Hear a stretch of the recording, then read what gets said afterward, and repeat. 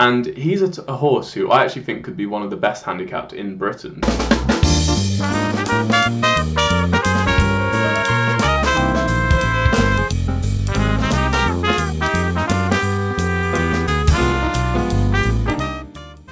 Hello everyone and welcome back to The Jump Show, the first episode of the 23-24 season. We've finally made it, everyone. We're through the summer, the long dreary summer is behind us, the proper stuff is firmly on the horizon. I'm thankfully joined by the main man, Jake Price. Pleasure to sit and talk racing with you again. It's been far too long. How have you been? Have you coped with the summer? How's it all been for you?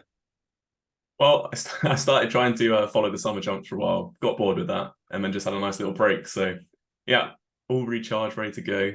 And Cheltenham membership has just arrived today as well. So, what more excitement can you get? Yeah, I know the feeling with the summer. You start off with good intentions and it just becomes difficult. I know how you feel. So, yes, we are finally on the horizon of the real jump season. A quick note to the regular viewers of last year, you may notice a Tom Ball-sized absence currently from your screens. Some of you may be thankful for that. Some of you may be a bit disappointed, but regardless of how you feel, he'll be back next week. He's just currently on one of his many holidays. The man has not stopped going abroad for the last 3 or 4 months, and this week's no different, but he should be back with us next week, if not the week after, so he will be a regular feature of the show moving forward still. So without further ado, let's crack on with the first episode. And this week, we'll be looking at 10 handicappers to follow for the season. We'll be ranging from those who will be going in the Premier Handicap straight away. And those, well, because I'm here, we had to get a few Class 3, Class 4 handicappers in there as well, just to balance the playing field. I say the lower grade handicaps need plenty of attention too. So we're going to pay them the respect they deserve. So these aren't horses to back blindly. These are horses that we just think are the potential to be ahead of their mark either now or down the line. So, without further ado, Jake, I'll take the first horse. My first handicapper to follow is the lowest rated of the 5 that I'll be putting up and actually features on my winless ones to watch column is Nicky Henderson trained Immortal. Only raced twice, only rated 110, but I think he's shown a hell of a lot of promise in those 2 starts. No bumper experience, no point-to-point experience. He made his hurdling debut at Sandown in the race that Nicky Henderson's run the likes of 007 at a certain Constitution Hill in recent years. On that occasion, he ran into a very decent horse of Gary Moore's called Authorised Speed. He performed admirably in the Champion Bumper a couple of seasons ago, and on his day is a very, very talented horse. No match for him that day. He did get £5 from him, but experience just told the day. But it was a really promising effort, I thought, from Immortal that day, given the lack of experience he had. And it's not easy to go to Sandown first time out as well. He pulled pretty nicely clear with Authorised Speed, and the third is a horse called Godot, who is 13 lengths behind Immortal, is now rated 111. So, I mean, just on that form alone, I know it's maybe not easy to take too literally, but 110 could look pretty lenient there. Only one more start, as I mentioned, after that, and that came 2.5 months later. Tongue tie on for the first time was a bit of a concern, but again, shaped with a lot of promise, and again bumped into a very decent horse of Gary Moore's called Gavega, who I think we'll be hearing a lot more about in the coming years as a staying handicap chaser. Like, he made a bad error at the second last. I don't think that was the difference between winning and losing, but again, pulled clear of the rest. Another very admirable performance in defeat and another second place. And an opening mark 110, I just think looks very, very lenient. I did manage to get a quote from Nicky about the horse, and I do think they're quite keen on him, so I'll read you the quote verbatim as was provided to me. He's a 5-year-old we all like a lot. A lovely, big, beautiful, moving grey gelding by Montmartre that Henry tonight bought for Pat Sexton. He was a big and bit weak as well last season and went straight over hurdles with him. And we started an outstanding run at Sandown, jumping beautifully. Was just outwitted by a good young horse in Authorised Speed. He then went back to Sandown again and all finishing second again, ran a race full of promise. He's had a great summer and the fact that he's still a novice can only be to his benefit, and hopefully with a full campaign he can go a long way over hurdles, and he will be a very, very exciting horse when he goes over fences in a year or so time. Rated 110, you've got to love that. What do you think he'll do this season though, Dan? Do you think he'll stay over hurdles or go over fences? I think he'll stay over hurdles this season. He's only had 2 runs over hurdles. He's still got his novice status. They'll see him as a good chaser down the line, but it's not Nicky's way to rush him over fences if they don't need to, and there's plenty of races to be won with him over the smaller obstacles for the time being. Makes sense. Let's move on to my first horse. The first well-handicapped horse on my list for this video is going to be Monvielle. Now, he's a 6-year-old who was trained by Philip Hobbs last season, however has now moved to Harry Durham. And that is an exciting move really, because Harry Durham's an up-and-coming trainer who enjoyed his first campaign in the National Huntssphere last season, and it was quite successful for them. So I'm hoping that the move will really help Monvielle become an even better horse than his mark of 128 already signifies. Now, last season he ran 3 times for Philip Hobbs, and on the first start he ran at Ascot off mark of 120, and he absolutely trounced them. It was a brilliant effort. He took up the running from about the second last, raced nice and prominently, and went and won by 8.5 lengths. Now, unfortunately, that did mean his mark was raised £10 to a mark of 130, which made life a bit tougher. But for some reason, Connection decided to hold him up in the Premier Betfair Hurdle. And considering it was a much better race, I think you're much better keeping with the same tactics. So it didn't really suit him, but he still ran on well through the field for 5th place behind Auckland Risk, which is a decent enough effort. He was then a little bit more prominent at Sandown, but again, he wasn't given his free rein like he was at Ascot. And again, he finished in 5th place, 7 lengths behind Iseo, which was again a good effort.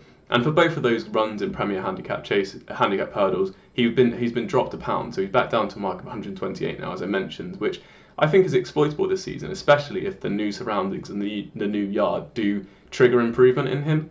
Now, he's a horse who could go over fences, he could stay over hurdles, but he's definitely a 2-miler and he's got lots of pace on him. So I'm hoping that he can win a big pot, if that is over fences or if it is staying over hurdles this season.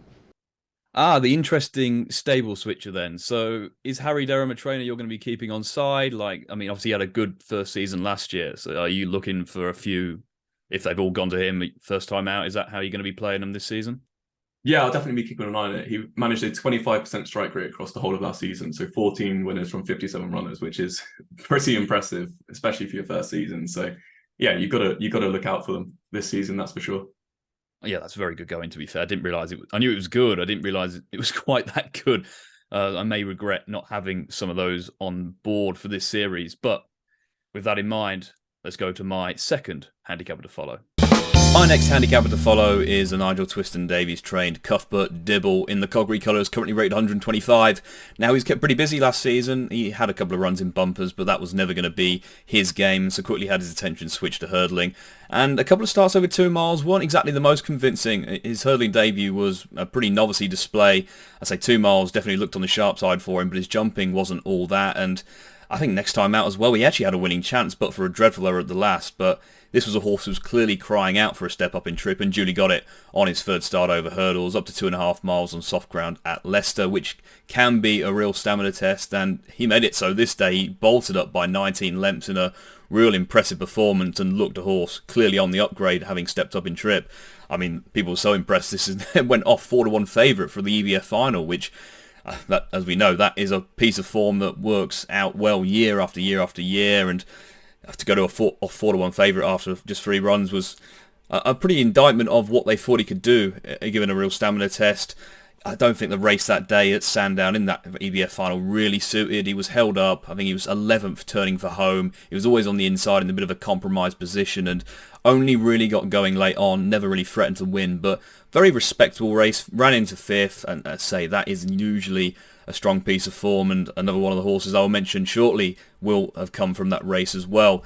Look, I think under a more positive ride he could have finished a bit closer, but either way, went on to win next time out and made all under a penalty back in novice company, and that concluded his season. But with this season in mind, a switch to chasing does promise to bring out more improvement. He's by Cave Tara. His dams relate to a few chase winners, including Banjak's Girl, who's a very useful mare for Nigel back in the day, and one of her progeny actually includes Lamilos. So chasing's very much in the pedigree, obviously in the Coggery colours as well, so infamously known for his antics around Cheltenham over fences. I think Cuthbert Dibble is a very useful 3-mile chaser in the making. I think a mark 125 early on in the season could be very much exploited in a novice handicap chase. I give it 2.5 miles to start with on soft to heavy ground. That seems to be his preference, but he looks a very straightforward horse now after a few runs, versatile tactically as well, and I think there is a lot of scope for improvement. Yeah, so from one potential 3-mile chaser down the line to one who's actually going to be a 3-mile chaser for this season, featuring a special guest, let's move on to my next horse. Next up on my list is a 7-year-old called Bow to Greatness.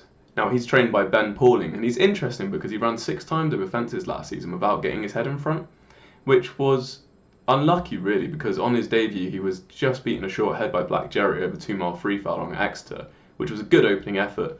But after that he was very highly tried, He even ran in the Grade 1 Silly Isle Novice Chase along the way, and he really just didn't live up to Connection's expectations of him. That was until we got to the spring, however, where he ran at the Cheltenham Festival in the Plate and finished midfield with decent effort considering the race. And then he stepped up and tripped to 3 miles for the first time over fences at Aintree in their Premier Handicap chase. And I thought he ran an absolute blinder for second place, to be honest, where he was only beaten a couple of lengths by Midnight River, who's rated 156, and behind him you had the likes of Kanondo Quato, who's rated 145, Shake 'em Up Harry, who's rated 140, and Eldorado Allen, who's rated 154. So it was a good race, as you would expect for that type of grade, and I thought he showed a lot of promise stepping up to 3 miles, and I think that's the key to unlocking his new handicap mark of 135, which I think is very much exploitable at some point this season. However, someone who will know a lot more about the horse than me is his trainer Ben Pauling, and he's sent in this video to tell us all about him. Hi, Ben Pauling here, talking about Bow to Greatness. He's a horse that we like a lot. He was a good novice hurdler, and we thought he'd progress considerably over fences, and it just didn't quite work out. Beginning of last season, he just got chinned at Exeter, and then was, running well without showing what we really thought of him. So we chucked him in a couple of big handicaps, and he showed what we really thought of him up at Aintree at the end of the season. He's a horse that's come back in looking great, and of course he's still a novice for this season over fences. So we'll probably look to start him off in a novice chase with a possible tilt at the Coral Gold Cup, at the Hennessy meeting, at the Newbury Festival meeting, and see how his season progresses. But we're hoping for a big season ahead from him. A big thanks to Ben Pauling there for sharing his insight, and hopefully he and the horse have a very lucrative season ahead. And so we'll move on to my third handicapper to follow. My third handicapper to follow is another horse who comes from the EBF final, and it's the Dan Skelton trained Etalon, currently rated 120. Now I think Dan in recent seasons has been a bit more patient with a few of his newer recruits, and I think there's a few horses this year I really like. I think that patient approach is going to pay off in spades. The likes of Loda Sud, Itak Blue, Ho Jolie Smokes, another one. I think those have been nursed along over hurdles are really going to thrive over fences, and I think Etalon is certainly one in that mix. I think for the past couple of seasons, they've only really been thinking about fences with this horse. He hasn't been overly exposed in any way. Only had one run in the bumper, which was back a couple of years ago in February 2022. Ridden patiently, very eye-catching into third. And I think even last season, you could tell like they weren't giving him the hardest time. Started off with a couple of seconds over hurdles, travelled well into it at Warwick, but still looked raw at the finish that day, and actually was sent off favourite to be strong leader at Aintree. The drop back to 2 miles on that occasion probably wasn't in his favour, and obviously strong leaders proved to be a pretty decent horse. There was no shame in finishing second to him on that occasion. He did get off the mark over 2 miles next time out in what was a fairly weak race, but I say the EBF final is the piece of form that I'm a big fan of, and he looked another really eye-catching performance that day in my opinion. Travelled through the race I thought very strongly, couldn't quite pick up as needed to once the first two especially started to get away, but a very respectable 4th place finish in a race that often works out well, and again really impressed with the way he moved into contention. I say I mark 120 currently. I think that is very much on the low side. I think he's got scope to improve way beyond that, and I think the yard think likewise. If you've got Paul Ferguson's book, you may have read Harry Skelton's feature, obviously where he went through a few of the horses in the yard, and on Etalon he mentioned that he hopes he can actually be a graded level novice chaser, so you'd be hoping that early on in the season a mark 120 could be readily exploitable in a novice handicap chase.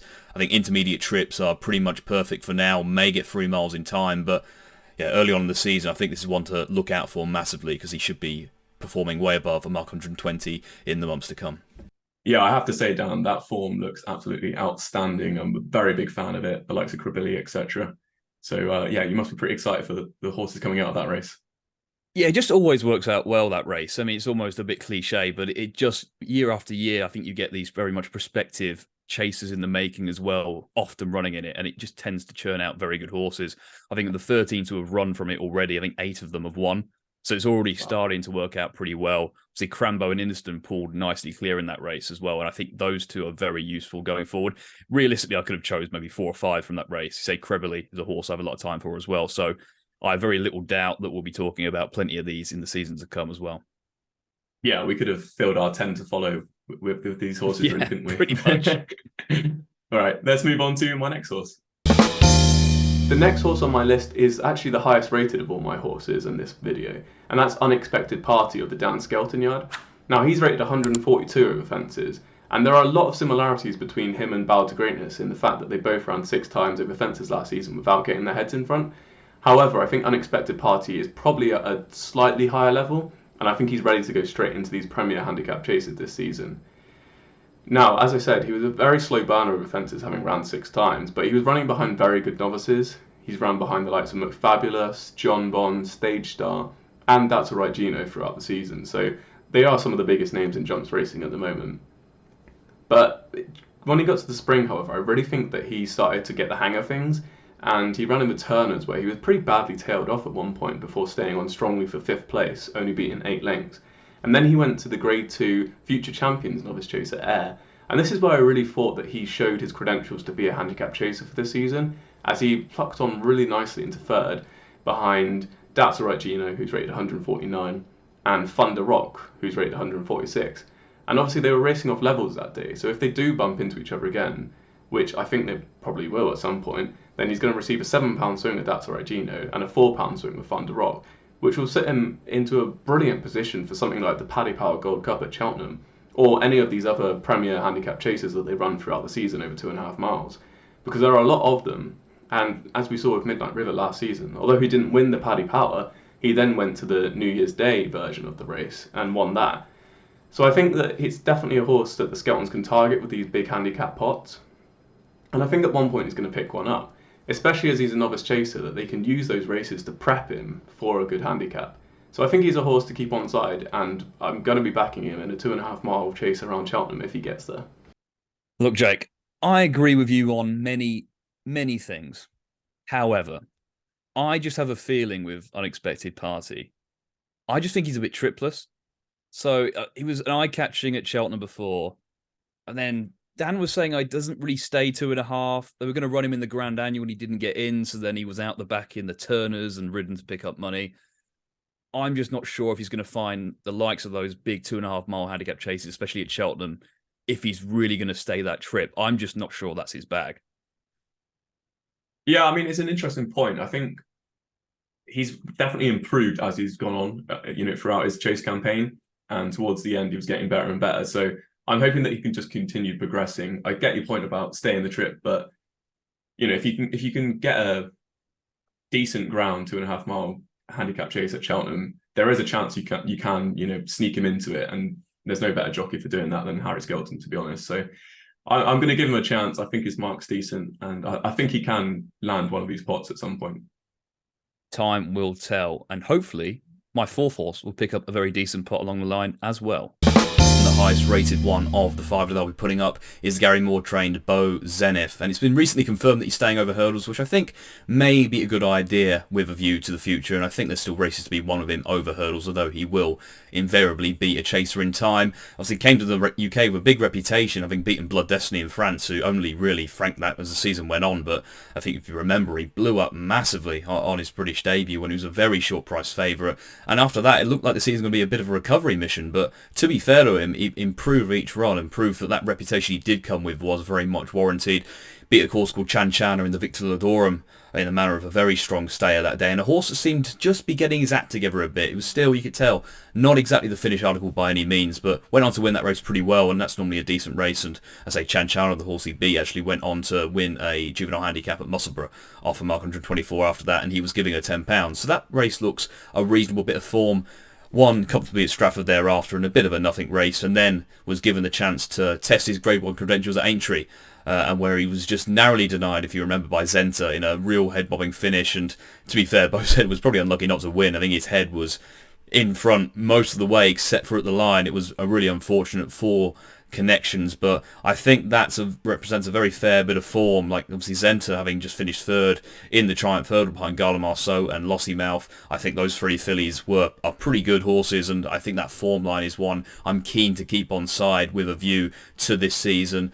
I know obviously he's only a 4-year-old, so some will be a bit concerned about 4-year-olds stepping up to open company, and that is true, that can be a detriment to many, but I think he's a horse that is not going to be as inconvenienced that by many. I think he's a pretty experienced horse for a horse of his age at this stage, and I think he's shown that he can handle tough enough races. And I think this season, off a mark 138, there are handicaps to be won of him, perhaps before stepping up to bigger and better things. I think the potential to step up mid-trip is definitely there. There's a 2.5 mile handicap at Aintree in late October, which could be a suitable target given he's already run well at Aintree previously, but may well stick to 2 miles in the short term. The races like the Greatwood are maybe a possibility as well, but I think there's a horse I really do like and can see him being a 150 plus horse as the season develops, and it wouldn't surprise me at all if he was running in the likes of the Ascot Hurdle, the Railkill, and races of that nature over 2.5, which don't tend to be the deepest of races. So while he may be a handicapper for now, I do see greater potential with him, and I think he'll have a productive season. Cool, yeah, Bo Zenith, I like him. It's good to get some speed in our list, considering we have a lot of 3-milers or potential 3-milers. So we love the plodders. Exactly, yeah. Most of these are going over fences as well, so hopefully we'll have a couple hurdlers with him. And we'll move on to my next horse. Now, on the complete other end of the scale to Unexpected Party is a horse called The Legislator, trained by Lucinda Russell. And he's a horse who I actually think could be one of the best handicapped in Britain, to be honest. I think he's got a ridiculously low rating of 115, and I think he's going to make that look a mockery this season. In his point-to-point, he was purchased for 170 grand, having beaten Snake Roll, who's also with Lucinda Russell, and rated 126. And he stayed on nicely to win on debut over 2.5 miles at Hexham, which was a trip that looked far too short for him. But stepping up in trip to 2 miles 6 furlong up at Kelso, he then beat Imperial Merlin, who's now rated 127, quite comfortably. So clearly on those performances so far, he should have a higher rating than he does. What I really like about this horse, however, is he rounded off his campaign in the Grade 2 Prestige Novice Hurdle at Haydock, and he was actually the more fancied of the Lucinda Russell runners that day. And going down the home straight, he was pretty much tailed off, to be honest. But despite that, he stuck on so gamely through the field. He showed real good attitude to keep on passing beaten horses. And in the end, he finished 5th place, just ahead of his stablemate Sirius Operator, who was the less fancied of the two. And he is rated 122, having won a handicap since. So he's another horse who I could throw into this category of being a really well handicapped horse for the season ahead. But the Legislator off 115, it looks ridiculous, considering his price tag and the fact that he's a point-to-point winner who's going to be a horse who absolutely thrives over fences. And that could hopefully be this season. Connections probably have the option of going for a 3-mile handicap hurdle in the meantime, just to win a race and get some confidence into him. But then going over fences, I think he's absolutely going to take off. And he's going to clean up in novice handicap chases in the north if that's what they keep him to. And then hopefully he'll come down in the spring and have a good crack at some of the British novices. So the Legislator, I think, is going to be an absolute thrown-in horse off 115. Now, Jake, that's one I can agree on. Like, generally, when you messaged me saying he was rated 115, I was slightly shocked. I thought he would be at least somewhere in the mid-120s. So he's going to be one of those horses early on in the season, first time out. He's going to get hammered in, I think, overnight in price. He's going to be one you're going to have to be finger on the trigger to get a decent price about him, for sure. So we'll go on to my final horse, and it's one who's very, very close to my heart. My 5th and final handicapper to follow is a horse who I have undying love for, did me many favours last season, was one of more confident selections from my winless ones to watch column. It's the Henry Daly trained Blenkinsop. Still only rated 131, went 4 for 4 in handicap hurdles last season, was incredibly progressive, having started from the mark 104, so quickly found his way on a mark 131. And I remember when he won on New Year's Eve, his final handicap start so far, he was on 123 that day. He won so comfortably in a decent looking race and only went up £8, and I was pretty sure there was another handicap in him off that kind of mark, and I still have no reason to doubt why there wouldn't be, especially given another year of development and the potential to go over fences as well. Obviously after that New Year's Eve run we didn't see him again until the Sefton, and that was a bit odd in my opinion. That was his first drive of 3 miles. Back up in graded company for the first time as well, and I say that was his first run in, I think, well over 3.5 months. It was always going to be a very difficult task that day, but I think he performed creditably. Obviously did finish down the field eventually, but travelled through the race pretty well, and given he can be a bit on and off it and a bit awkward, I thought he acquitted himself well in good company that day. And again, the handicap has left him unchanged on a mark 131. So that's a mark I still believe to be workable. Obviously, you will have to tackle better company in handicaps than he has been used to previously. He was obviously in quite great handicaps for most of last season, but I see no reason why he shouldn't continue to improve. You look at his brothers, obviously the likes of Fortescue, like they all tend to peak with a bit of racing. Like they're all, when they were 7-8 years old, they were at their best. So Blenkinsop still has time to progress, and I think can still go on further, given he's only a 6-year-old. He's bred to be better over fences as well. I actually thought last season they might skip hurdling and go straight over fences with him because he looked ready for it, but obviously was productive over hurdles, but over fences potentially this season.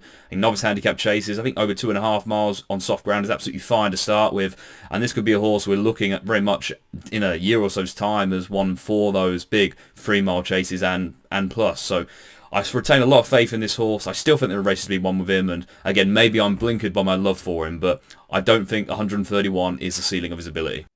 You just couldn't do it, could you? You just couldn't leave him out of this list. Your absolute pride and joy. Look, 4 from 4 in handicaps, right? Like, he would have easily won another one at the back end of last season, but they went for glory. And look, I think he'll be... I'll put my cards on the table. I think, regardless of what route they go down, he'll be rated at least in the 140s by the end of the season. Yeah, I mean, it's a fair shout as long as he improves over fences. I'm sure he'll be able to do that. And without further ado, let's move on to the final horse on the list. The final horse on my list is a horse called Lord Snooty, and he's rated 123 for the Christian Williams team. Now, we kind of know what their modus operandi is these days, because they want to give their horses an education in handicap hurdles and then get them over fences as soon as possible to go and target those big handicap chase pods, like they've done with Kitty's Light and Cap du Nord, etc. However, I'm hoping they hold off on those plans a little bit with Lord Snooty, because I still think he's got plenty of winning to do over hurdles. Now, he was given a pretty easy time of it in novice hurdles at the beginning of last season, but as soon as he stepped into handicap company over 3 miles at Warwick off a mark of 112, his career took off, and he won that race very comfortably, before then going to a much stronger race on Midlands National Day at Uttoxeter, where he was second behind Trelawney, who's rated 136, and he was also just ahead of Collector's Item, who's rated 132, and another good prospect for the season ahead. So that was a really good effort, and at that point, most trainers would probably pull stumps for the season and get ready for the next year, but Christian Williams smartly eyed a Punchestown Festival 3-mile handicap hurdle, and he decided to take Lord Snooty over for it off a mark of 120, which I thought was a very lenient mark and actually put him up myself for the race that day. But he raced towards the rear of the pack and just in such a big field contest could not get through. He made absolutely brilliant eye-catching progress around the home bend and stayed on all the way up the straight for 5th place, but he could just never get involved enough to win the race. However, I do think that off a mark of 123 in Britain, he could come back here and target something like the Betfair Exchange handicap hurdle at Haydock, where he might need to race one more time and get his handicap mark up a little bit to guarantee himself a run. But a race like that, I think, would suit him perfectly, especially with the long Haydock straight. However, in time, he will be going with fences, and if he does that sooner rather than later, then I will still be backing him as a horse who can improve bundles off his current rating. And Christian Williams is obviously a master trainer of getting them to win big pots, so you can no doubt guess that he's going to be winning something at some point this season. So that's it for episode 1, guys. I hope you enjoyed and you have some new horses to add to your tracker for the season ahead. If you did like the video, please be sure to give a like on the video because it really does help us out, and obviously subscribe if you haven't already.